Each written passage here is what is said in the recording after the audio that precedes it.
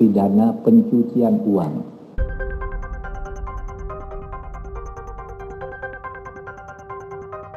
Selesai sudah nasib koruptor di tangan Jokowi dengan RUU Saktinya.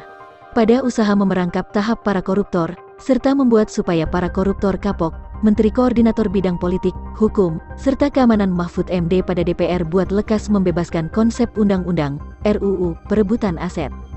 Perihal senada juga dikatakan Kepala Negara Joko Widodo. Jokowi, orang No. 1 diri itu menerangkan kalau perihal ini ialah inisiatif dari pemerintah, serta memohon RUU itu supaya lekas dituntaskan oleh DPR. Pada kebijakan yang masuk pada program legislasi nasional, Prolegnas 2023 ini hendak menguatkan pemberantasan perbuatan kejahatan penggelapan ataupun tipikor di tanah air.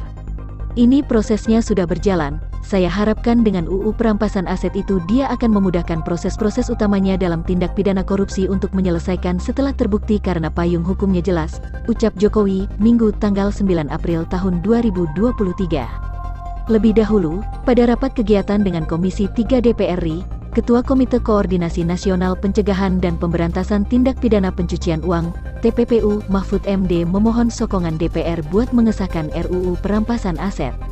Perihal ini, baginya, disebabkan usaha menangani permasalahan penggelapan di kala ini lumayan susah.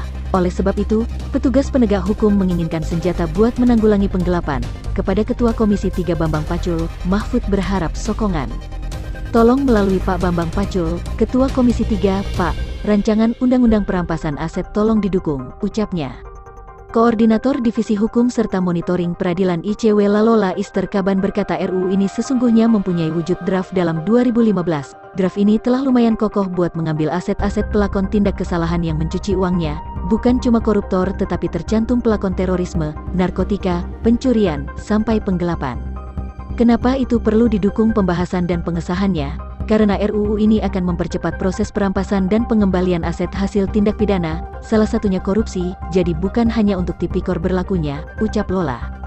Bersumber pada draft yang telah tersebar dalam 2015, ia berkata RUU perampasan aset ini dapat menghasilkan aset-aset pada wujud alat transportasi, properti, dan harta barang yang lain, jadi subjek yang sanggup dirampas negeri bila didapat bersumber pada hasil tindak pidana ataupun kejahatan.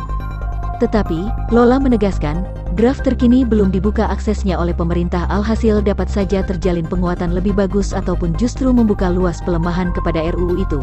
Biarpun sedemikian itu, Lola membenarkan bersumber pada draft dalam 2015, RUU ini ikut memesatkan cara hukum perampasan aset hasil tindak pidana.